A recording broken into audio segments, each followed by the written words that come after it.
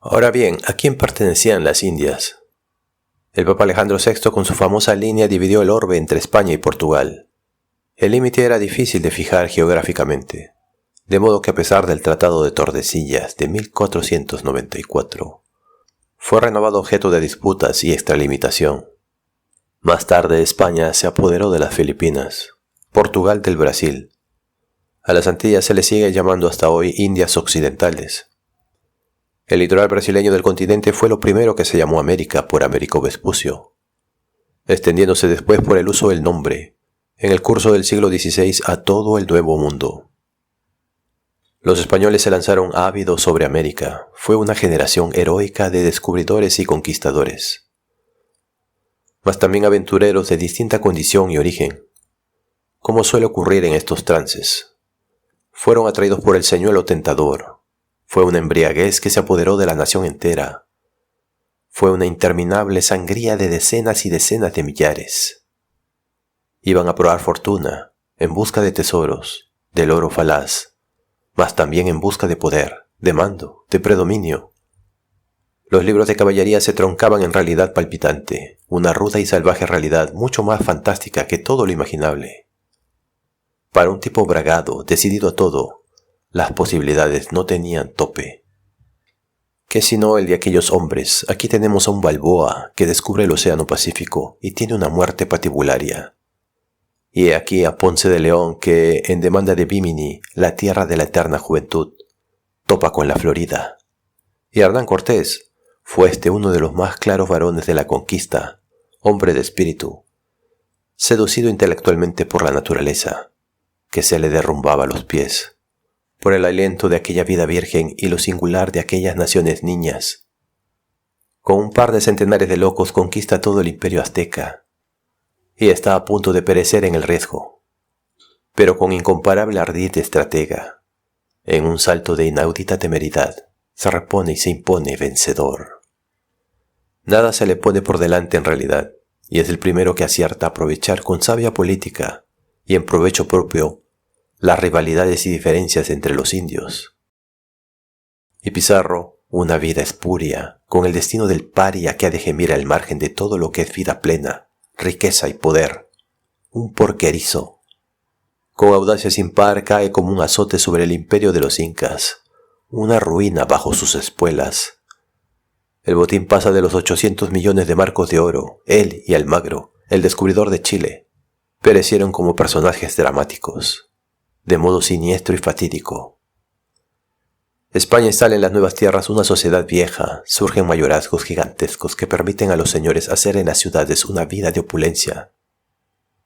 El hidalgo de capa caída se espía y se engallaba y se engordaba aquí, hecho todo un rico hombre. Solo excepcionalmente se hicieron ensayos de una explotación sistemática de la tierra. Nada se obtenía de las regiones más feraces y se suponía que no había oro en ellas. Faltaban brazos además. Al principio se veía en el indio una criatura inferior, despreciable sobre todo por su canibalismo y los sacrificios humanos de sus ritos bárbaros. Por eso algunos creían que lo mejor que podía hacerse era exterminar tan baja ralea, incluso a mayor honra y gloria de nuestro Señor Jesucristo. Y claro que el ciego pretexto trajo el ciego abuso.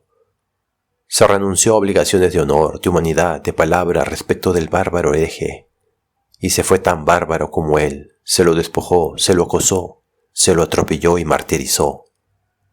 De la mujer se dispuso con cruel arbitrariedad.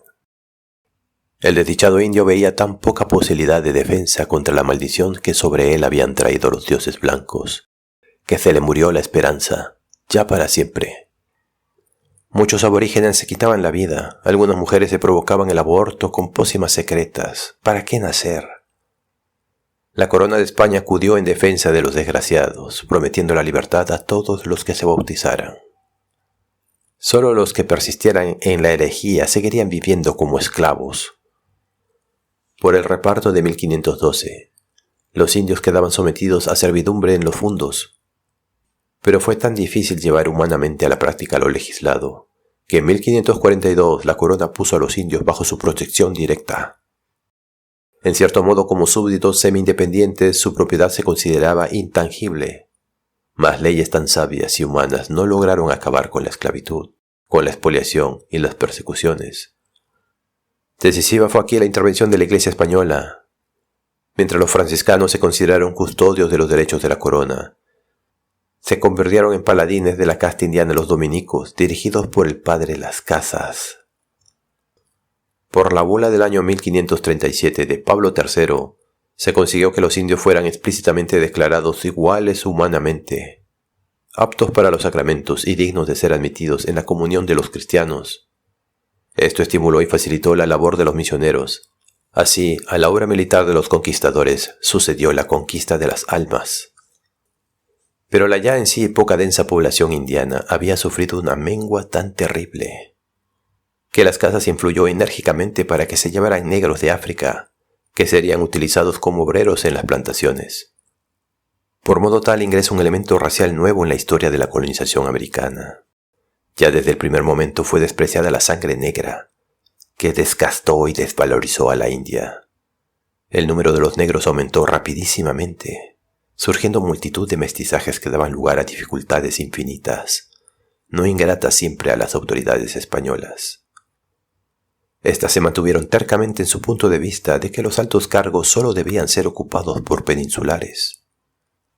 Con ello quedaron excluidos de los cargos incluso los criollos de puro abolengo español.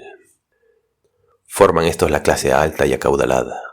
Buscan salida en iglesia como religiosos. Buscan influencia como abogados y tienen aspiraciones y pretensiones no compensadas debidamente. La realidad viva del gran imperio colonial reobra sobre la nación descubridora y conquistadora muy favorablemente al principio.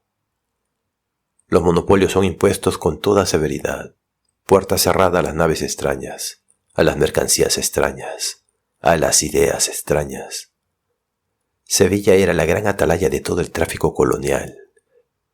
Incluso los navíos despachados para otros puertos debían pasar por la fiscalización sevillana. Más de 100 galeones de 400 a 500 toneladas remontaban el Guadalquivir anualmente. Se hacían ganancias del 200% y aún mayores. Sevilla se convirtió en una ciudad de pequeños reyes. Hoy mismo puede verse cómo sus mansiones abarcan calles enteras, con sus enigmáticas fachadas y sus patios soberbios a la morisca. Los metales preciosos de los templos y palacios indoamericanos fundidos, así como las perlas y las piedras nobles, afluían a España para enriquecer sus iglesias, sus conventos, sus alcázares. Pero también sirvió esta riqueza para forjar las armaduras y fundir los cañones que necesitaban los soldados del Imperio Universal de España en formación, y para equipar sus flotas. Buena parte de los recursos en que basó España su hegemonía europea proceden de su expansión colonial. La presa de América hizo posible la lucha contra la Reforma. La propia economía española pasa por una era de auge y prosperidad. Las sederías, las pañerías, la viticultura trabajaron febrilmente en la metrópoli para surtir a las colonias, sin que la producción alcanzara muchas veces a satisfacer la demanda. Mercaderes flamencos y tudescos participaron también en este comercio de exportación. Pero el contragolpe vino pronto y ello por diversas causas. Enflaquecieron los filones de metales preciosos en América, vengándose de una explotación desatentada. El monopolio no pudo mantenerse frente al poder marítimo de ingleses y holandeses. Las nuevas naciones de navegantes, la masa de metales preciosos acumulada en España paralizó la producción, creó hábitos de vida relajada y muelle, fomentó viciosamente la avidez de placeres y la tendencia a un indolente usufructo. Esto acarreó el fracaso material y espiritual de la hegemonía española en Europa. Acá la historia del descubrimiento toca problemas de la reforma y la contrarreforma.